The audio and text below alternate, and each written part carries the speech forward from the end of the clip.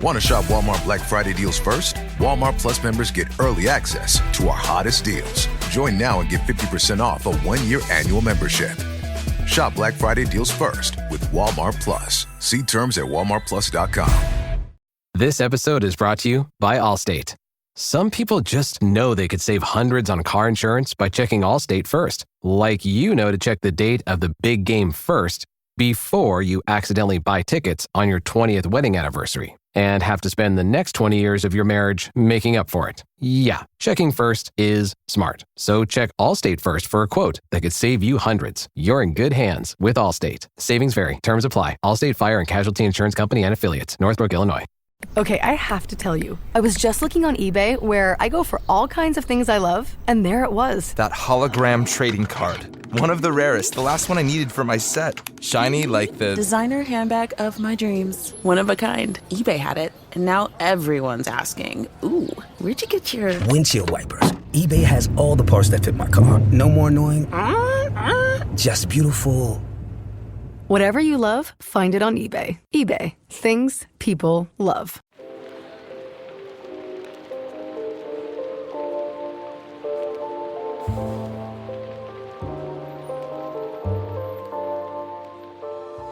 Welcome to Book Talk for Book Talk, a literary podcast where we deep dive into the writings of your favorite novels. This summer, we are hosting our Romantasy edition of a book club while we prepare our 15-part literary analysis of Sarah J. Maas's A House of Sky and Breath. This is Jack. And I'm Amy. And each week we'll discuss one book from our summer book club roster. By using our literary backgrounds, we'll provide our first blush analysis of each book, as well as discuss listener thoughts. This week, we are discussing Angel's Blood by Nalini Singh.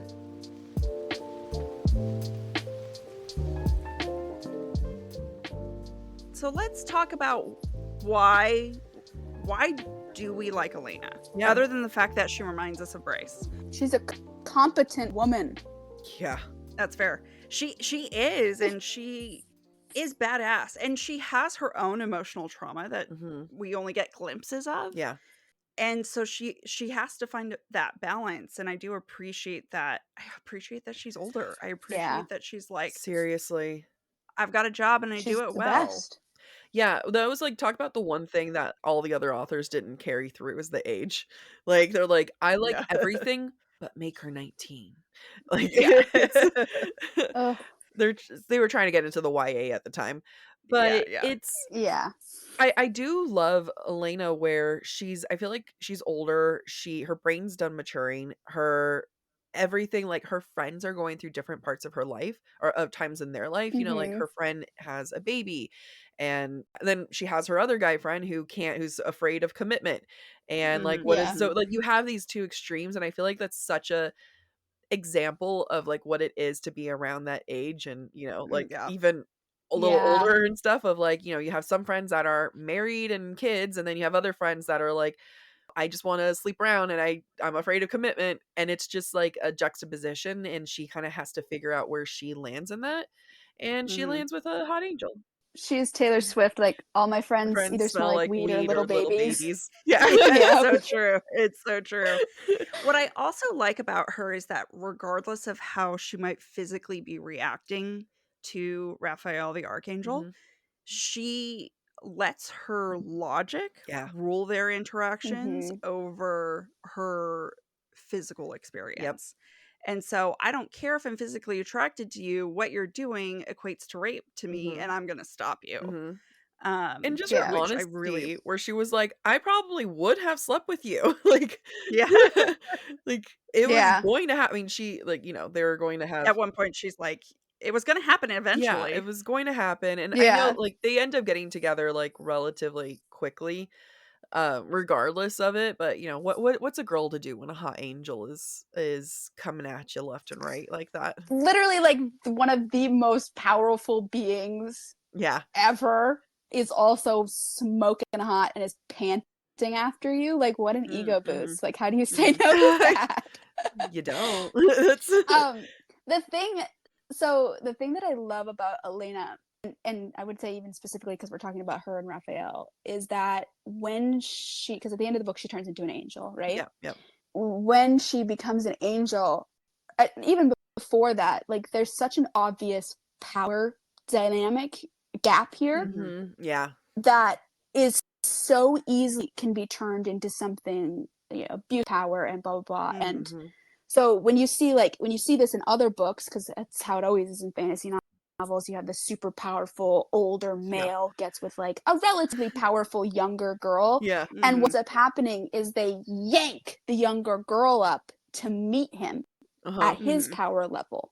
So like she has to become a queen or whatever, it just has to happen for them to be like, for people to be like, it's palatable. Like, you can't just have the king still be with like a peasant in the street and be like, oh, that's, the love of my life. Like you have to make her the queen and make her equal. Yeah. The thing that I love about this series is that Raphael and Elena do not do this. Instead, they both accept that there is a difference. Oh. And they cherish the space between them, cultivating it into a healthy place for them both to grow. Oh. So, like Elena, like I'm not ready. Like I'm a newborn to immortality. They don't respect me. They shouldn't respect me. I'm 28. Yeah. Like they're all like thousands of years old. Like they're not going to listen to me, and they shouldn't have to. Yeah. But I can still do my job. I'm still going to do my job because it's important to me. And Raphael kind of goes like, and she's just like, you like me because of this. Don't change me. Yeah. Don't change me because this is what you love. And like, it's this thing. And so Raphael also learns to become more accommodating and compromises with her. And when she does accept being his consort, like she doesn't just jump right into being his consort. It's like a slow thing that she slowly builds up to. And they just kind of respect that there is a difference, but that it's okay because it's normal and it's natural, and she will eventually, when she's ready, get to where he is, and it's okay to them. And it's just like a really beautiful. That's a nice approach. What the hell? Yeah. Why wasn't that taken? Yeah, I know. Well, it's like it sounds like it's the first 3 books. Yeah, I love that so much. I will say, like, Raphael was like, just toxic king. Like, I've never read a more like red flagged love interest outside of like, mafia romance, dark romances. Like, I was like, when I first read it, I was just like, this is like, he's toxic king, but like, I'll let it pass because it's like fiction. But then, he does go through like, oh, what I did was like not cool, and like I understand now what was happening. He just accepts that he needed to be knocked down a peg, and he accepts that. And he has his own like the quiet space, or the quiet the thing that he goes through. I don't know if they explained that a little bit more. Yeah, that's like a plot point that kind of dies. That's hilarious. It gets brought up like it happened, but like you never see that like again in any other character. All right, well, that's a shame. That's because that's a great metaphor for depression and like things that people have to like go through. What I like about Raphael is when Elena accuses him of rape in this book, that he stops and is like, I would never. Yeah. I would never. Is that what I was doing? Yeah. And he goes through this soul searching. And I do like that her humanity humanizes him, and we get to see that. And I think that goes back to what you were saying, Lily, of Elena is not brought up to his level of immortality. He approaches her level of humanity instead. Yeah. At least, especially in this first book. I appreciate that the male can compromise. Yeah, look at that. Yes. It's possible, guys. There was like in the interview with Nalini and SJM, she references something that happens in I think the second or third book, and apparently Elena like struggles with flying. Like she can't she can't really fly, and because her body like isn't built for it, and he just like pushes her like off a cliff. Oh, it's literally, this like Az teaches Farah how to fly. Yeah. That's the same thing. It's that, except she more coddling than what Az gives to Farah. Like, oh wow. when she it's actually probably one of the scenes I've ever read in my entire life. Like she finally soars a little bit and she's like so happy, and like he comes down, like cocoons her in his hide, and he's like, "You did it." He's like, "I did it." And they're like, it's so cute. It's so cute. I like wanted to rip my book in half. These into madness, I would almost say. Like, you know, when you open like a bag of like Doritos and you're like, oh, I'm just gonna like have a few with a burger or whatever, and then you forget the burger and you just eat the entire bag Doritos. Like just eat the Doritos. That's amazing. So yeah. This book is a descent into Doritos. SJM references and asks Nalini, like, how much did you study about what it takes to fly, and how, you know, what musculature do you need and what bone density did you need? And she really spoke to how much she appreciated the nuances of the learning and how that really makes a world. And you can see that reflected in Feyre learning to fly. And in these things of learning how to become this powerful or do this act with magic or whatever you didn't have before. Yeah, it makes me kind of question. I'm like, whenever I want to write a fantasy, like, shit, if someone has wings, I'm gonna have to really think about like that learning to fly process. Do they fold, you know? Yeah, like where do they go? Do they just walk around with wings all the time?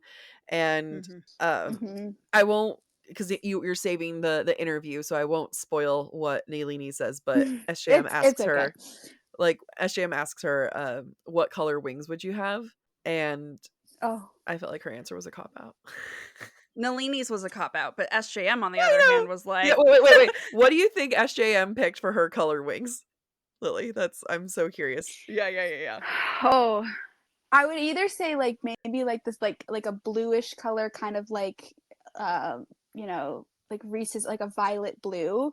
Or either like a greener color, I would say, like a terracini color. Like I feel like she would kind of go like deep into like one of her characters, kind of, or she'd pick back wings. She ended up she kind of chose a color that represent all of them. In my mind, she chose gold. Oh, she was like, I want it blinged out. I want diamonds. I don't think she took it seriously. Interesting. Yeah, I was like, well, shit, I want gold wings too. Then, what would be your color wings? What is everyone's color wings? Amy, I know you want black or red. No, it'd be black. Yeah. You know, or purple. I think either like, I think mine would actually, I want to be like a more or less like a darker brown, like not quite black, but like a dark enough color. Yeah, I would want like a really dark red, I would want someone to think I could kill him with it, you know, like if I'm going to have this. Yes. Just enough fear behind me. If Sarah, does Sarah ever say who her favorite character is? Like, because I need to know who her favorite Guild Hunter character is. No, I mean, I didn't watch the whole thing, so I can't say to it, but it is fascinating how much inspiration she pulls from there. And I wonder now with Allie Hazelwood reading it, and Allie Hazelwood got that taste of paranormal romance. I'm like, what's in your mind, Allie? What are you planning? Yeah. A follow-up to Bride. Yeah. Oh God, Bride was it was so really good. It was her best book she's ever written. That's what we were saying. In my opinion. Yeah. I agree. Like whatever she was doing when she wrote, like she needed to do it again. I think it's because she was like stepping away from her like Raylo dynamic that she normally does. No, you know what it was? It was that it actually had a plot outside. I love Allie Hazelwood books. Like I'll read all of them. Like I'm just saying that. But like all of her books, the plot is the main characters. I'm not like other girls' internal monologue brain dumping. Yeah. And this time, like, because there was actually other things going on, the main character like wasn't just thinking about like my galaxy leggings, weird you know, whateverings. She's actually like doing other thoughts, and I appreciated that. But I'm excited to see. Yeah, it's funny, like the what about I'm not like other girls, and I think I'm gonna this is my transition back to Angel's Blood and Elena. But another thing that I mean, just like the idea of like what makes a character a female lead that we love. And I'm curious, Lily, if you feel like you can see this in her other female leads, where it didn't feel like I'm not like other girl. I can't tuck my hair behind my ears because I'm wearing headphones, but Yeah. it's like, that like I'm just special and quirky, or I'm so different that no one would like me. And there's just something about in Nalini's writing that just feels more mature than that, where there's an appreciation of like, yeah, I'm different, but I also am not, but I am, but it doesn't do anything to like, it doesn't make me extra special or hurt me or help If me in any anything, it's a way. bad thing because Right. around me. Yeah. Right. Like, Exactly. I would rather be normal. Yeah. Yeah. I completely agree. I feel like if anything, these characters are like, I want to be as normal as possible, and if I'm different, it's bad. Yeah, there's kind of like a curmudgeon vibe to it. Like like Yeah. it just kind of felt like, ugh, I just want to be in my life. Leave me alone. Let me live my peace. And to me that's just like a certain maturity to characters. And do you feel like you see that in her other female leads too? I think I would say yeah. Her other female leads, I'm rifling through all of them and making sure if I'm going to speak about them as a group, then I want to be able to say it as a group. I think they all have this very similar quality of, and this is something that I think is reflected in like at least all the couplings, is that they're all like, or I wouldn't say like they're couples, but they also celebrate their individuality. So like the women don't need the men don't need the women, but together they create perfect duo. And that's what you see kind of like throughout the whole book, is like when two couples get together, they end up like kind of being like, not, I wouldn't say work partners because that would be that'd be a lot, but like they do work a lot together to do things. And it's those me being me and you being you, us together is spectacular. But like if I would try to diminish myself for you, or you try to diminish yourself for me, like we wouldn't be as spectacular, and I wouldn't love you for who you are, kind of thing. I can definitely see SJM trying to do that with her characters, whether she captures that element is up for debate. But I can see that, and the only reason why is because like she does Fated Mate so well. Like I end up being like, yeah, no, they're fated, they're great, like they can do no wrong. Versus like there's an element, like you called it, like reality here of no, we may be one true pairing, but we're gonna have to work on this and celebrate one another. I will say so my I need to preface this because apparently I get a lot of it's a touchy subject. Nesta is not my favorite character. Yeah. I appreciate Hernie. I really like Silver Flames. Yeah. Her and Hostess was amazing. Yeah. Me being in her head can be really hard for me. Yeah. Like, yeah. I just want to like just squish her a little bit. Yeah. But I made a video on this and it got not well attention, but I had said that the reason why I don't emotionally like I'm not like emotionally attached to Akasif. I love Akasif because there's a lot of like, heavy foreshadowing of world building and like magic and history and stuff, and I love all that. But I didn't emotionally bond to Cassian and Nesta because of I figured it out. It's because Cassian pulls Nesta to him, to his level, to where he is, because he's already done all of his emotional work in the past. And he doesn't need to change. He needs her to change to get to him, which is valid because Nesta did need to change because she was on a path to total destruction. But it lost a little bit of an emotional connection to me as a couple for them because I didn't get to see Cassian's emotional journey. And I think there's a balance that can go into like, I don't need to change, but like I do have an emotional journey that we can go on together, and it's a hard balancing act, and that's what I appreciate in You're couples so right in fantasy.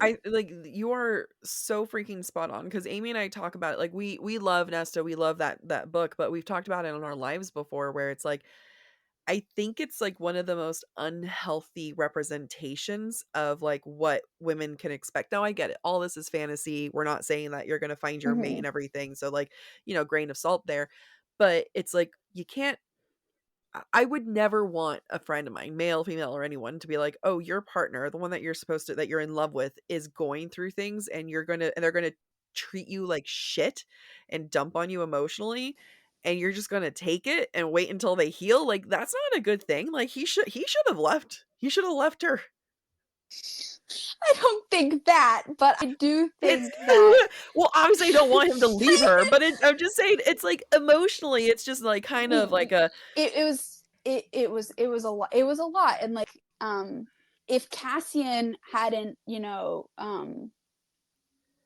done all of his like emotional groundwork before he met Nessa, and they came in together as equals, and they both were like on a road to destruction, very similar to like Bryce and Hunt.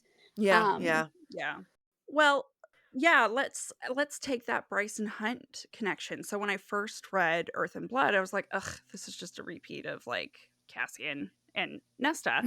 And after analyzing it, I was like, oh no, it's not. They're both deeply troubled. Yeah. Deeply traumatized, and they heal both together and independently. And I love them for that. I love Hunt more than probably any of other SJM's male characters because of his growth.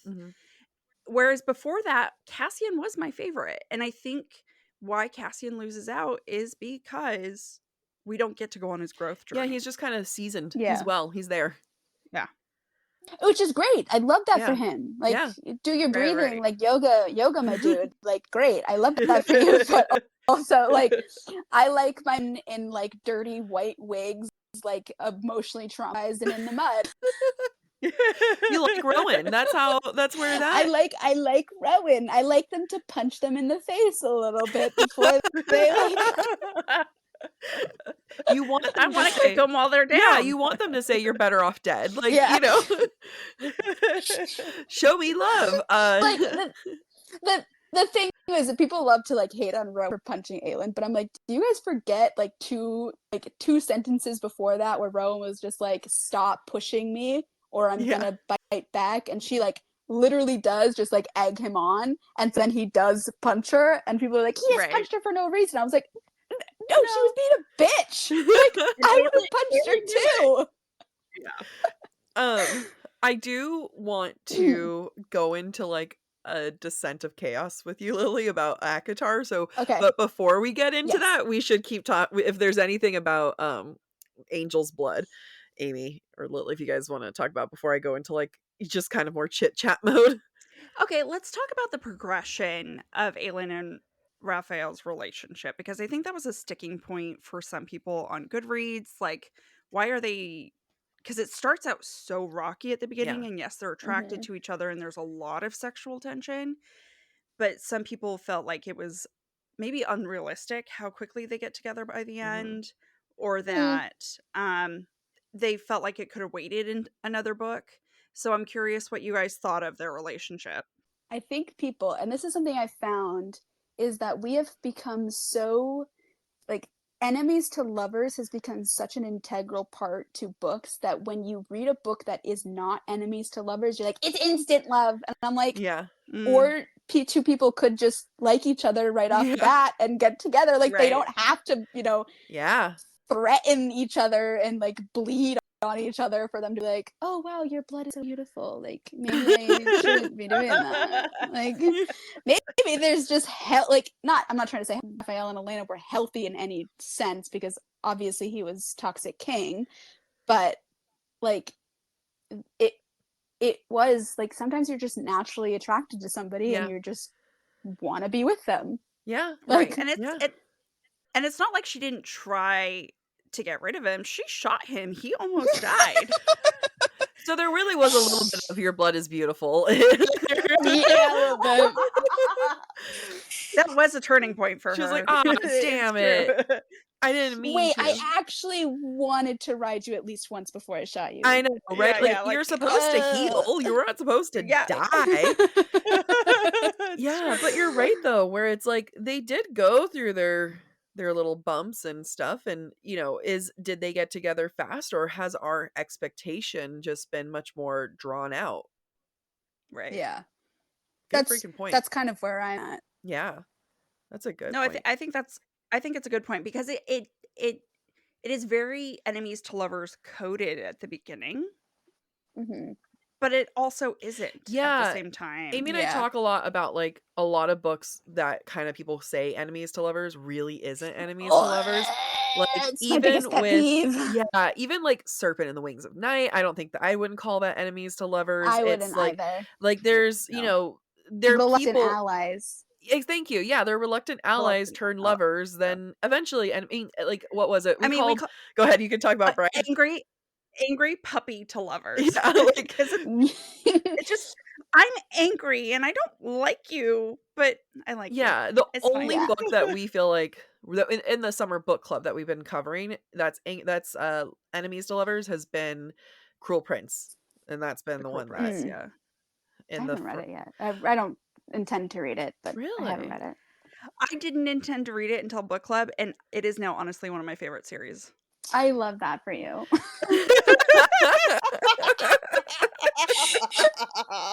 I don't know why I feel like so like I don't want to read it, but I just feel like I just don't want to read it. I feel like if you're ever like, whenever you do, I think you'd appreciate. Well, no, maybe you won't. Now that I hear about what you said about Nesta, but like they're truly great characters. I should say the thing that I don't like about Nesta is it's not that like I love a hard ass, like I love a bitch like through and through. Like I don't like the glorification of murder, but I do support like women, like women, like that is me. The thing with Nesta is that I have such an emotional, like unhealthy, toxic, like feeling towards like Reese and Feyre and Elaine. And like the way that Nesta talks about them is just so incredibly hard. Yeah. And it shows the great like range in Sarah's writing, that she can do that. And that's great. But also they are my babies. And like, if I love somebody, like I'm a ride or die. Like I'm swinging for people. Yeah.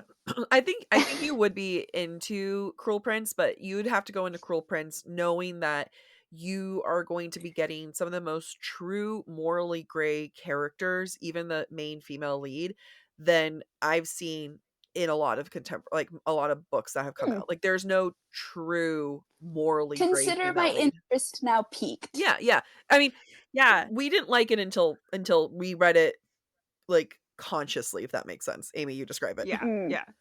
I mean, we read it knowing we're going to talk about it on the podcast, so we go into it thinking about how does looking this for compare? the things. Yeah. Right.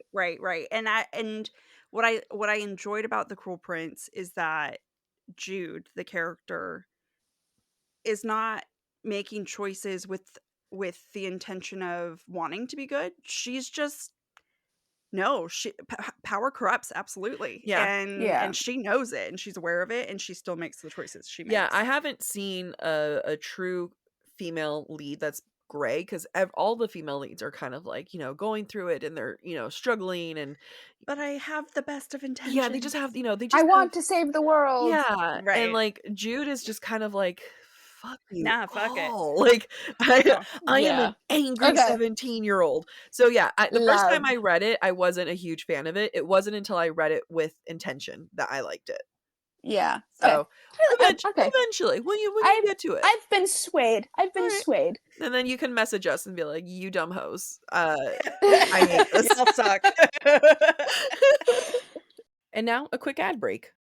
If there's anything that I'm personally insecure about, it's my thin upper lip and how dry my lips really get way too often. That's why we've partnered with City Beauty, the creator of City Lips, which visibly smooths and hydrates our lips for a moisturized feeling all day. They sent over a couple of examples for us, and I seriously cannot stop using them because of how hydrating and how plump it makes my lips look. City Lips has great ingredients, including hyaluronic acid and peptides. And I have to say, this lip plumper whether or not you want plumper lips, it doesn't tingle or hurt in the way other plumpers have for me in the past. I absolutely love knowing that there aren't any harsh chemicals in this that will make my lips tingle like that. There's also 14 different shades. You can have a daytime lip, a nighttime lip, a go to bed lip.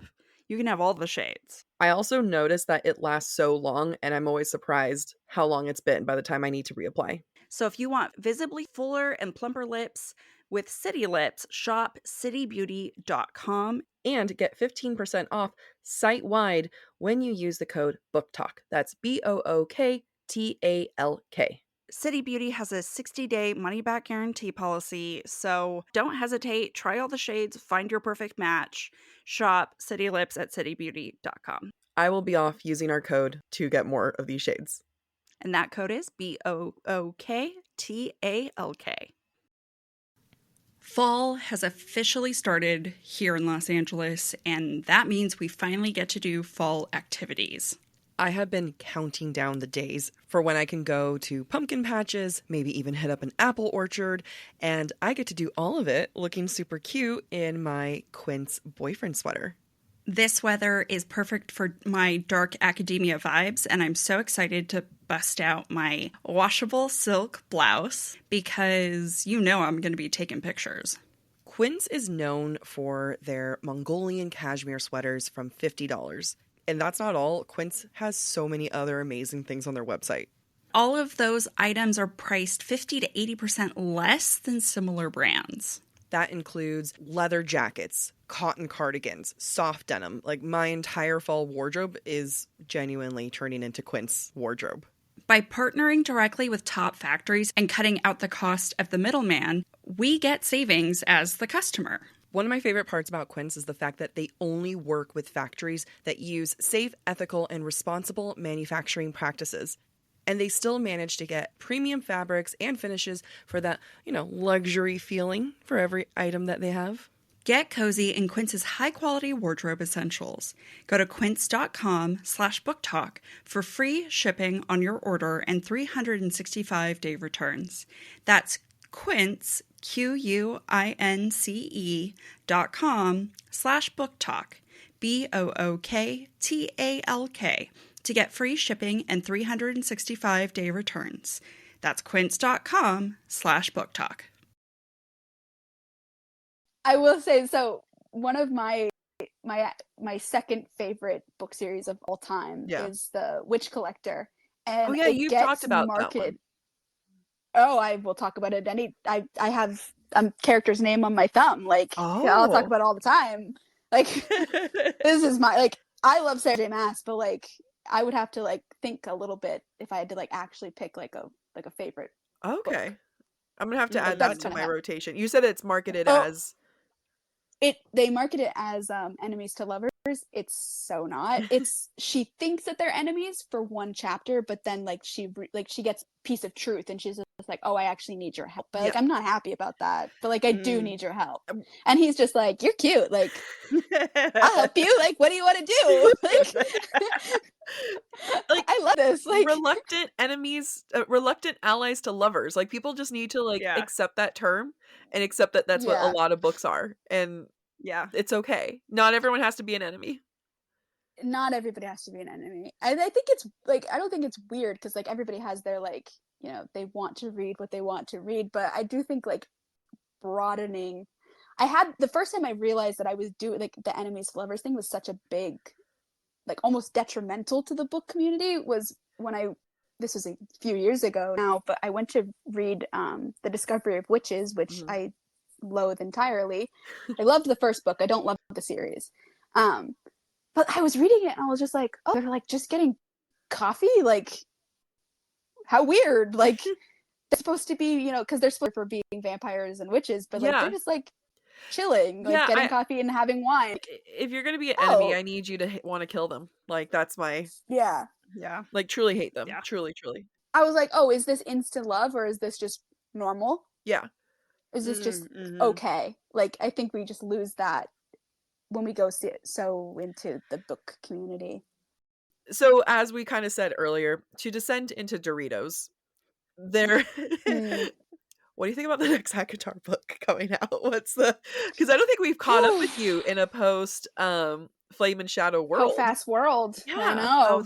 I haven't caught up with anybody really. How did you deal with it? What are your general thoughts? This is not what we planned at all, but we're here. We have your time. I mean, you wrote a post shortly after you read it, which was like, this was everything I thought it was going to be, basically. It was everything that it should have been. Yeah. It was everything it should have been. I'm very big on, especially because I'm as a reviewer of books now, it kind of falls into your lap of when you become on social media. Yeah. And being somebody who loves to like look through the literary analysis of books and like pick apart fantasy romances. Yep.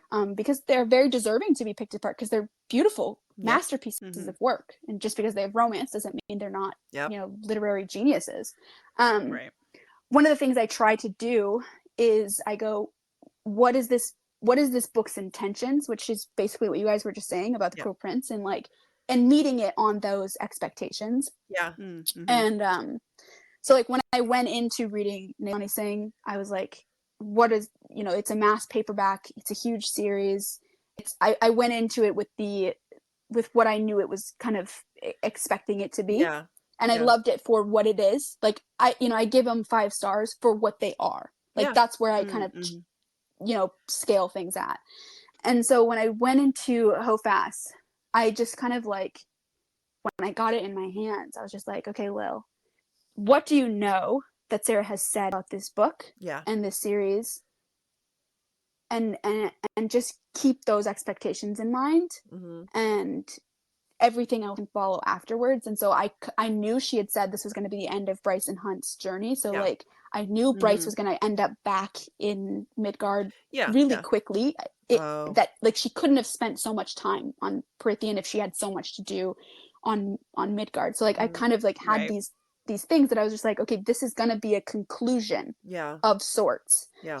And I knew that like, it people will believe when I say that, but like I did, even on my own podcast, I was just like, I'm trying to stay as like, I'm open to as much as Sarah is willing to give, but if she doesn't give me a lot, like I can't blame her for that, for my own expectations. Yeah. Right. So I think that what Crescent City and Hofas was just the door opening, and I think she was very honest about that. Like I don't think that she intended like an Avengers Endgame-esque book to be Hofas. Yeah. And I understood that. So when I wrote that post, it was everything that it was supposed to be, and it was a Crescent City book through and through. It wasn't an ACOTAR book. That we weren't going to get ACOTAR POVs. We weren't gonna, I didn't know how Prithian was gonna, like, how ACOTAR was gonna happen.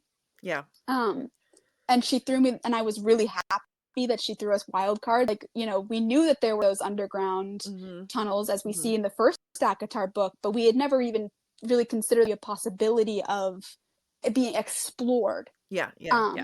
And so giving us Prithian without giving us Prithian, I think was genius, because otherwise, like, all hell would have broken loose.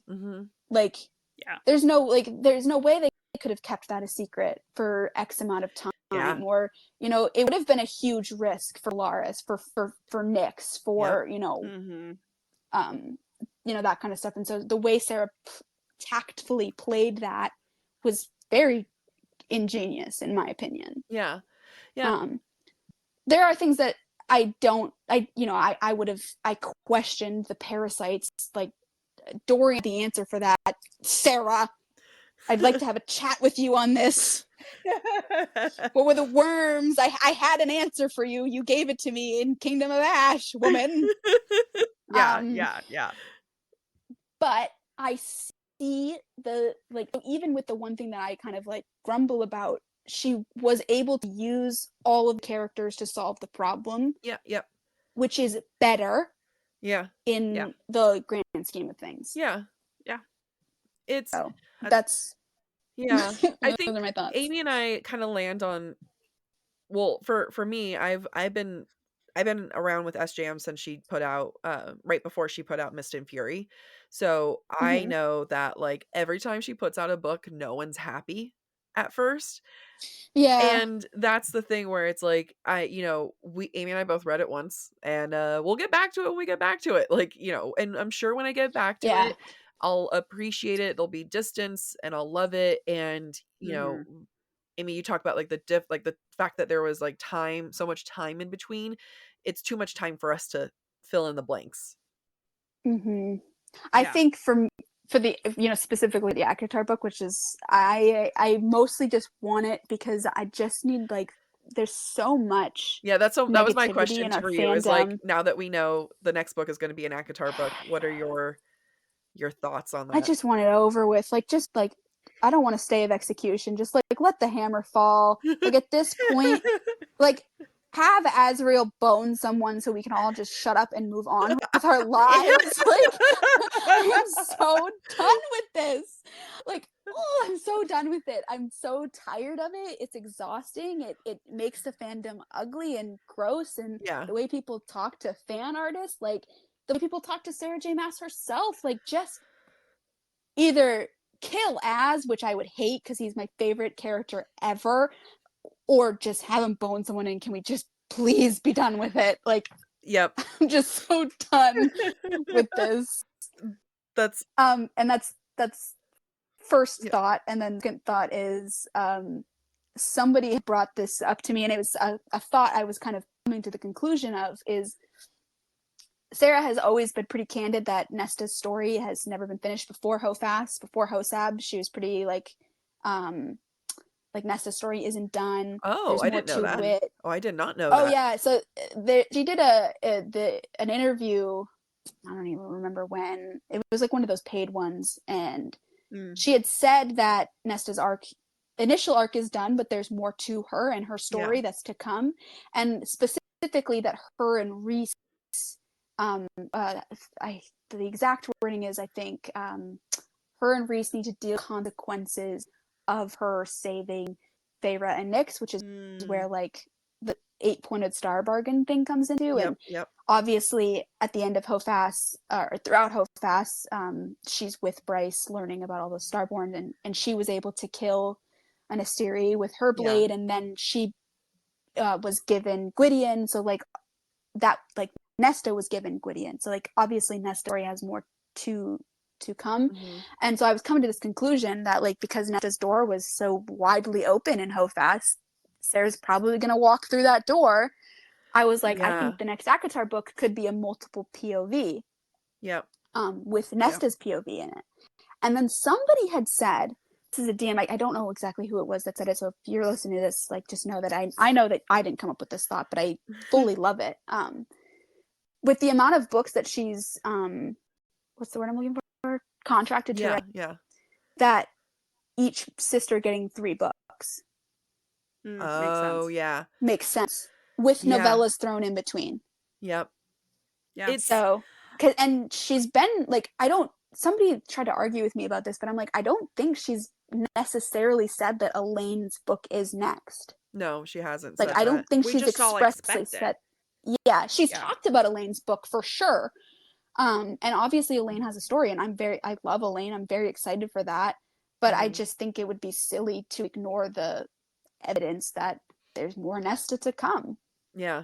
Like, I think that's what Flame and Shadow taught me, is that I cannot anticipate the directions in which SJM is planning to go. And I think with the next ACOTAR book, the field is so much wider now that we've had Flame and Shadow, that I'm just like, it's anybody's game. I cannot tell you anything about what's going to happen next. Yeah, there was a line in one of the like secret chapters, I think, and someone said something about like Cassian being the most hurt of everyone, that Nesta gave like the sword over or whatever, the mask or whatever. Like that she gave the mask over, and it was, I want to say her mom, or what's her name? Bryce's mom. Yeah, Ember? Bryce's mom, Ember.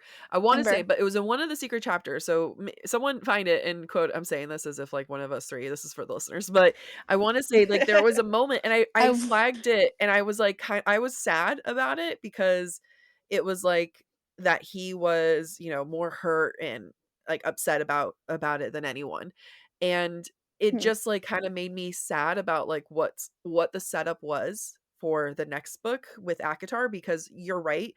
I like this now that I know that SJM has said like her story isn't done. It makes a lot of sense, but you know, like the aftermath with what her and Reese must have gone through in this one, and then with her and Cassian, and it's like I don't want her being isolated again.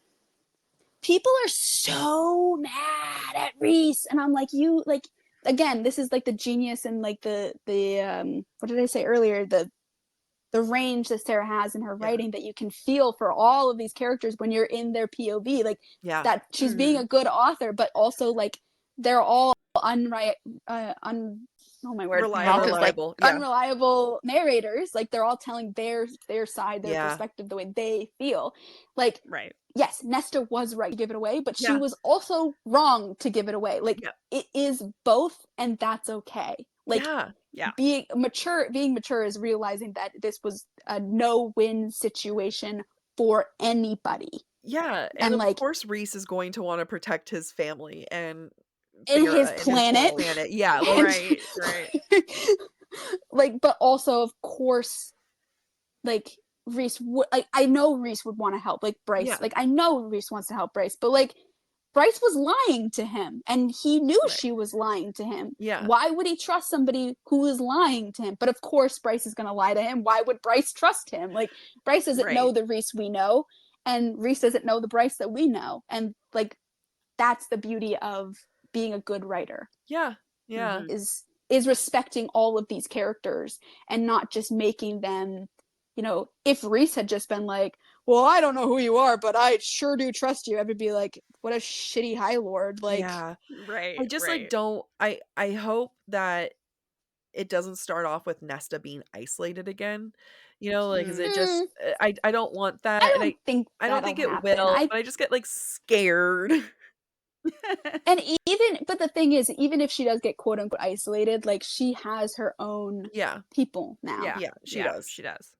So she'll be okay. Like if this theory that like each sister gets 3 books, and that means we're only going to be on book 2 with Nesta, do not fucking make me wait in the fandom wait for Asriel to be in Elaine's 3 books. Like, we can't, like you said, we can't do this. We cannot afford this as a fandom.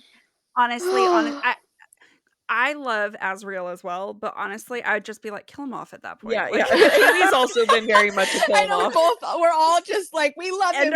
He's our favorite character, but also we'd rather be dead. We'd all rather die with him. I just need any like, people are, you know, I definitely am a sucker for Gwen and stuff, but at this point, like, I don't care. I just want a sex scene with him. I don't either. Yeah. I literally, people do not believe me. People literally do not believe me when I say this, but I'm like, I see both possibilities. Yeah, absolutely. Equally. And there's foreshadowing for both. Yeah. And whatever one happens, I trust Sarah as a I quote you all the time. And one of the times you were on our podcast, you said that SJM will make you love the couple. Like, you're like, I don't really, like, you know, even if you don't understand it or anything, you have faith in her as a writer to get you to love it, because that's what she does every time. And I actually talk about that a lot all the time. It's so deep. Like, I did have like when I first came into the fandom, like I definitely had like when I first started posting when I first had joined like TikTok and stuff, like Akasif had just come out. Like just came out. So like I had an opinion, but then like I hadn't, you know, tabbed, I hadn't started like, you know, the deep understanding that I, you know, for books and literary that I have now. And it changed. And like I grew and I changed. And now I'm just kind of open to anything. Yeah. Like I don't love Lucian. Like I really don't love Lucian as a character. But I believe in Sarah. Yeah. And that she could make me like him. It's not that I don't like him, but like he like in ACOTAR, everyone's like, oh, I liked Lucien more than Tamlin. I'm like, Lucien knew I did that not Feyre was have the that. only person who could save them, and he was willing to let her die twice. Yeah, like, he's an asshole. I've learned to appreciate Lucien because of people we've interviewed and listeners and stuff, but like, I never was like, they have more chemistry. I was like, he tried to kill her. He also, like, he was mad at her for not breaking the curse, but also he would have let her die and the curse would have been broken as well. And then he's mad at her for like you know, doing like if she had a curse checklist, the first one was kill his friend. I'm sorry, that's part of the checklist, but like, don't be mad about it, bro. That's part of the thing she's supposed to do. Be happy it wasn't you. But there are parts to Lucien that I really like, and I love his brother. Same. Yeah. I love Eris like so much. But I believe that if Lucien and Elaine are gonna be, like, they are mates, like, obviously, but if they are actually gonna be together, like, what a beautiful and emotional and it's gonna be such an intense journey that they're gonna go through. I just like that story idea. Like, I think that would be a very interesting story to tell, and it would be a lot of work. And I know I think Elaine's story I think Elaine's story non-romantically is going to be very interesting because she is such an. I only say this because I recently just re-listened to my own podcast episode that I had on her, because it popped up on my Spotify while I was grocery shopping, and I was just like, I don't want to get my phone out of my purse, like, I'll just listen. And then I just was listening, and I was just like, man, I hate my voice. That was a bad editing. But then also I was just like, oh, that's a good point. Like, that's interesting. Like, you know, whatever. But her journey outside of romantic relationship is going to be very interesting. But no matter what direction her romantic relationships go, it's going to be out of this world, incredibly interesting to read. Because if it's Asriel and you have like a rejected mates trope, or if it's not even Asriel, like, it could be anybody, it could be a Apollyon at this point. Like, it's gonna be interesting, and her and Lucien's conversations are gonna be really interesting, and seeing them either amicably, like, part ways, is gonna be emotional, and all of that. It's just gonna be really great no matter what. One last question. Did you see this on TikTok? I could not find the reference, but people were out of nowhere started saying, like, the SJM confirmed that there's going to be a betrayal in the inner circle, and everyone was like, it's more. No, it's not. So people say that she said that, but it was like somebody said that. Well, like, that they lied about it. Yeah, well, I mean, it's funny because, like, I just Googled like SJM interview where she said, I was like, and there was nothing I could find. Like, I couldn't cite that source. And people were tagging us in posts, and each time I was like, that'd be cool, but like, but I don't think this is true. Why would she give that away? Why would she give that away? She's so Rebecca Yarros about is the everything. one. Yeah. Rebecca Yarros is the one who loves to give like too big of like stuff away. Like, she did another one recently where she was like, gave some really big clues, and even her non-clues where they're like more spoilers for other series. Sorry, the people who are listening are like, stop with the spoilers. I'm caught up on the Iron Flame. Well, like, at one point in one of the interviews that she did very recently, Yaros was like, they're like, well, what about Violet's dad? There's a lot of theories that her dad is. He's actually and I'm like, I saw that actually. What the hell? Like, you're just kind of, but you're also like confirming theories by not answering anything either. Too. I will say that Sarah did actually do that when she did that really recently. She did do that. People were just like, Cormac. She did it with Connor. No, she did it with Connor. They were like, they're like, because one of the biggest plots in Hophax was, where the hell was Connor? And then right. People were like, oh, is he? Even I was just like, is he not? Like, did he somehow slip somewhere else? Like, is he actually not dead? Like, why is this a big question? And it, obviously he was off doing nefarious things. They could off the Underking, but like, no, she was just like, no, he's really dead. Yeah, it's there's a lot. Yeah, it is funny every once in a while. Like you know, I get authors have to like come and be like, no, that's there, but it just like the teasers just kind of crack me up. I was so happy when Sarah like did like confirm like Bryce and Hunt being mates, and when she was just like, "What are you talking about?" I was just like, "Thank you, thank you." Yes, like can we just move past it? Because there are still people who were like into they're not into Flame and Shadow. They're like, no, here's like other proof that they're not. It's like no, just listen to the source. Stop.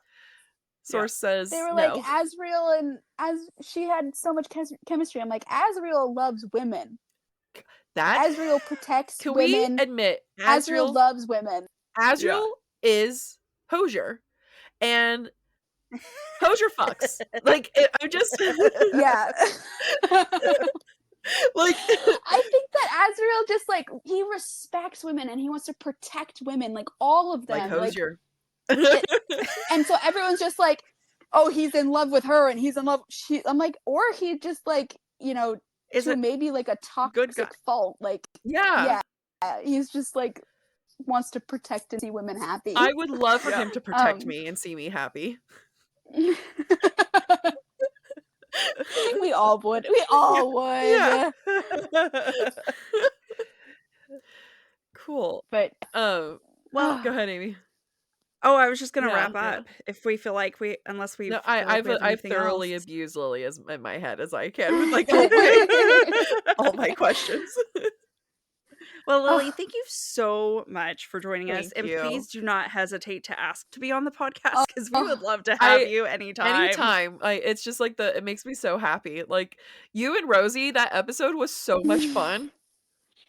It's so great to like actually get to talk to like I mean, I have my friends who are, you know, up to date and like know, but like talking to other people who also have their own experiences and their own thoughts, and like you guys have given me so many moments of like, oh, I didn't even thought of it like that. Like, you know, it's just so much fun, and I'm really like, I know I told you guys earlier, I don't know if it was recording or not, but like, I haven't gone to talk to really anybody about this series, like, at all, and so even just being able to like spew out to people who are nodding, like if there's it's anything, nice. You're like, if you're like, hey, I read a new book, do you guys want to hear me talk about it? The answer is yes. Okay, throw on your list and I'll come back. Yeah. But you have to read book 2. You have to read 2 and then I'll come back. Isn't that this is like the book series symptom? Okay, but you also have to do this one. Yeah.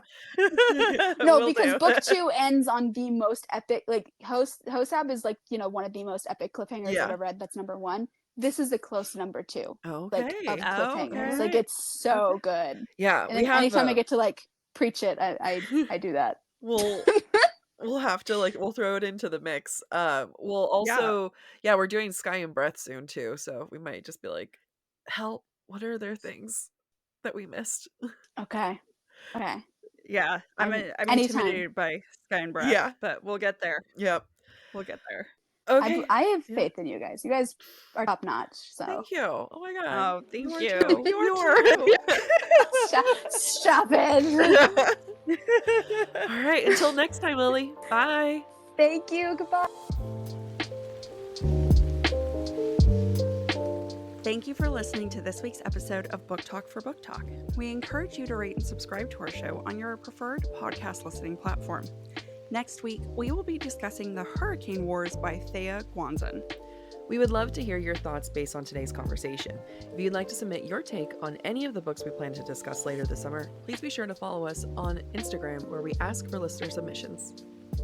If you're enjoying the podcast, please visit our website, booktalkforbooktalk.com, to view our latest merch and learn about supporting the show through Patreon, Ko-Fi, or Venmo. You can also follow us on TikTok or Instagram at the handle booktalkforbooktalk. Bye. Bye. Nice. I almost wore the same shirt.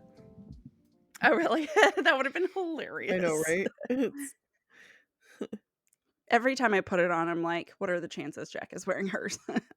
High. That's the chances. Very high. If it's Taylor, it's high. Yeah.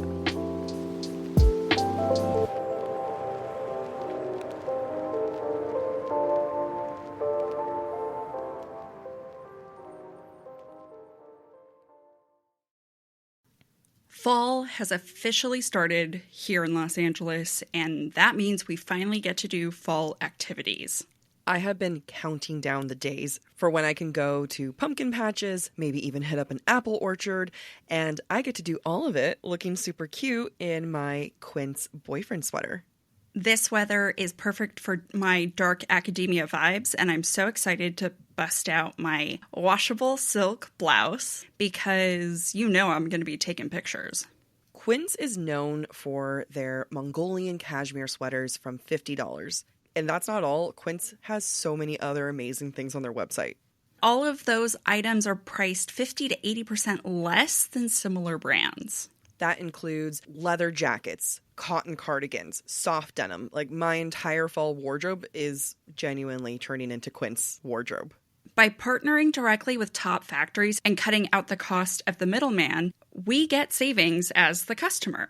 One of my favorite parts about Quince is the fact that they only work with factories that use safe, ethical, and responsible manufacturing practices. And they still manage to get premium fabrics and finishes for that, luxury feeling for every item that they have. Get cozy in Quince's high-quality wardrobe essentials. Go to quince.com/booktalk for free shipping on your order and 365-day returns.